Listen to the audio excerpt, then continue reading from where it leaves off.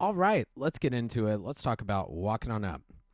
So, a couple of things with this song. Let's check out the swing written in bold at the top left of the page. So, swing eighth notes are a huge part of this tune. Swing eighth notes are felt a little bit different than straight eighth notes. Straight eighth notes look the same as swing eighth notes, but you play them a little bit differently. Straight eighth notes sound like this. 1 and 2 and 3 and 4, and everything is very even. Everything is the same length. No different there. Swing eighth notes are different. They're more triplet based, and it's going to sound like this: 1 and 2 and 3 and 4, and long, short, long, short, long, short, long, short. And so even they look the same on the page, they are felt and played a little bit differently. And there is lots and lots of swing eighth notes in this song, and super important. So when we play that very opening section, your right hand one is going to be on A. So we find middle C. It's going to be step down would be B. Another step down would be A. Left hand 5, your pinky, is going to be on this lower C. And it's going to be long, short, rest, rest, long, short, rest, rest, long, short, quarter, quarter, quarter, quarter. But you can hear the difference there. That would be swing eighth notes. And straight eighth notes, let me play the same thing.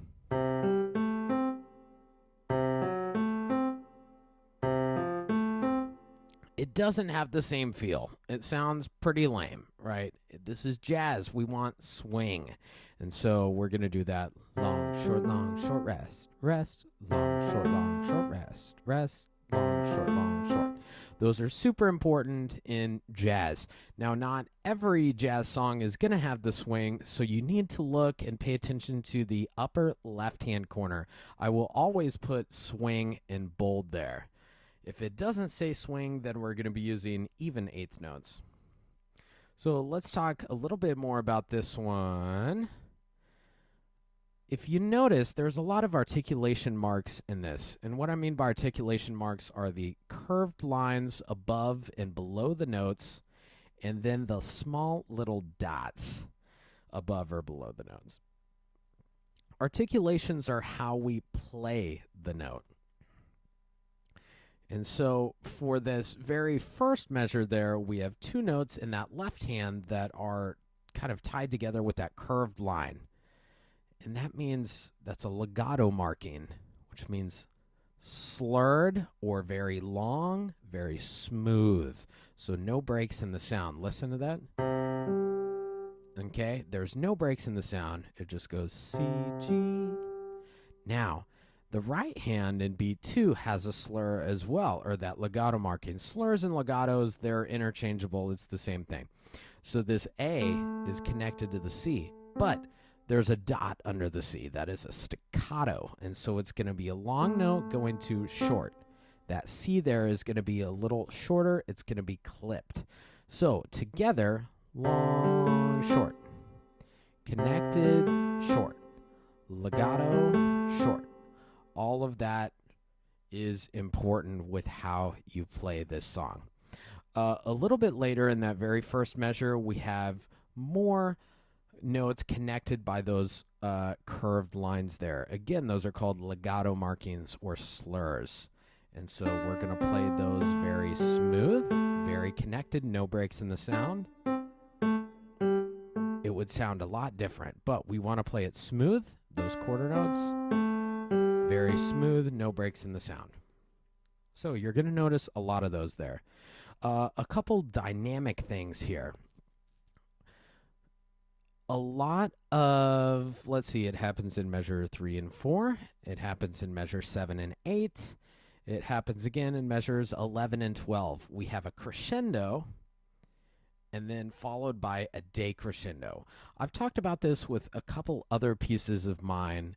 I like to follow the shape of the line with my dynamics. And what I mean by that is if the melody is going up, then I'm going to get louder. I'm going to crescendo. I'm going to follow that line. It's just more interesting to listen to, and it feels natural. Like when you sing and you're going higher in pitch, do, re, mi, fa, so, You want to get a little bit louder there. It sounds natural. And then when your melody is going down, you're going to diminuendo or get softer. So, fa, mi, re, do. And just like this, listen to, I'm going to start in measure 3. Louder, softer. So it gives a little bit more shape and it's more expressive. It makes the melody kind of jump off the page a little bit, which is exactly what we're looking for. Music on the page, right? You're the one, you are the musician. You got to make that sound. Make it interesting. Make your listeners want to listen. Let's see, some other interesting things about this tune.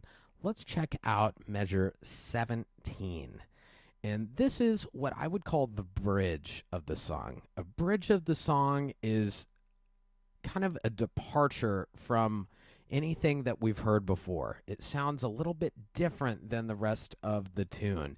It could be in a different key. It could be in a with different rhythms, different notes, some kind of departure or change from what we've seen before.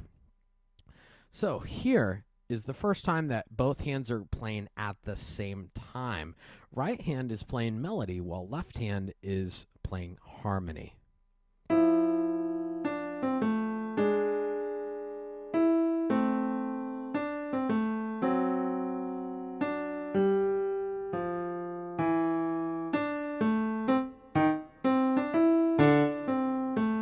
So let's talk a little bit more about that. This first part really isn't too bad. Now here in the second measure, like a couple of my tunes, sometimes I like to use my thumb on a black key. And that's okay to use as long as you know what to do. Your thumb is the shortest finger in the hand, for sure. And so in order to play that, we're going to move into the piano a little bit more to make up for that distance. If you were to play and try to get that thumb up there with your fingers back the way that we usually play the white keys, you're going to end up making your wrist sore. It's a very awkward hand position. You're going to hurt yourself. So go into the piano a little bit more to make up for that distance, and it's right here. So watch me play that. I'm going to start in 17. Move into the piano, play it with a thumb, and then I move back. Now left hand kind of has a cool little bass line here in 21. Now this is my favorite part of the tune. We have right playing legato, D, A, short, short, short. So it's kind of a different, unexpected rhythmic hit there, which I think is super cool. Your audience isn't expecting it, but it sounds very neat altogether. So let me play that for you. I'm going to play 17 through 24. Pay special attention to measures 22 and 23 for those rhythmic hits there.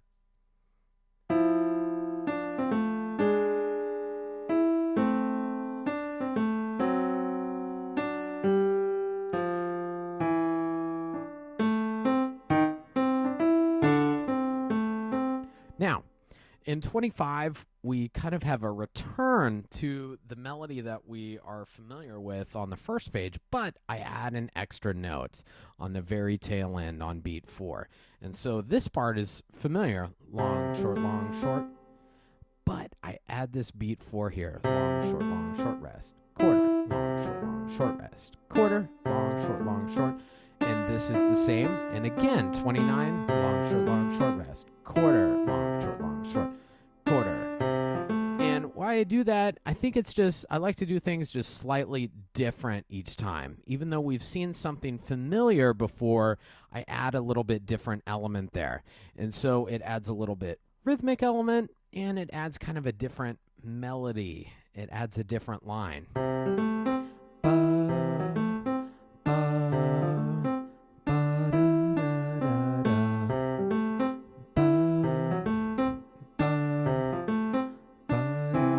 Let's talk about those added notes right there. In 25, 26, 29, and 30, there is a different marking there that we haven't talked about before. It kind of looks like a very small diminuendo. And what that's called is an accent marking. if you accent something, you want it to stand out from the texture. You want to make it unique. You want to make it different than everything else. So, what does that mean in music? We're going to make it louder than everything else in the measure. And so in 25, long, short, long, short. Now I'm really going to sting this note. Okay? I'm going to accent it to make it stand out. Long, short, loud. Short, long, short, loud. So hopefully you can hear that. Short, accent, short, long, short. Accent, long, short, long, short. So those accents are there to bring attention to that note. Feel free to play them a little bit louder. It's supposed to be that way. Really sting it. Really go for it. Other than that, 31. And then we come down here to this very low C, short. And that will wrap it up for Walking On Up. Thanks for joining us. I'll see you next time.